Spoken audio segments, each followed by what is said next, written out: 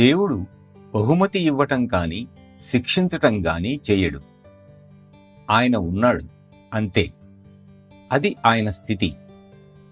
ఆయనతో మాట్లాడగలిగితే ఆయన చెప్పేది ఒకటే, మీరు నా సంతానం, మీకు మీ ఇల్లు తెలుసు, మీరు నా దగ్గరకు రావాలని, మీ అసలైన ఇంటికి రావాలని తొందరపడండి అని అంటాడు.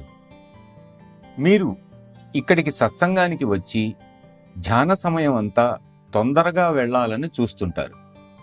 ఏమిటి ఈరోజు సత్సంగం ఇంతసేపు పెట్టారు, గంట పైన జరిగిందే అని అనుకుంటూ దట్సాల్ అనగానే తటాలున లేచి వెళ్ళిపోతారు. ఆధ్యాత్మికతను తీవ్రంగా తీసుకోమని కోరుతున్నాను. ఇది తమాషా కాదు.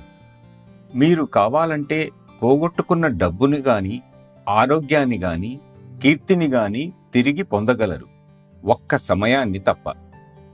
కాబట్టి సమయాన్ని వృధా చేయకండి. మాస్టర్ మనకు ఏ క్షణంలో ఏమిస్తారో మనకు తెలియదు.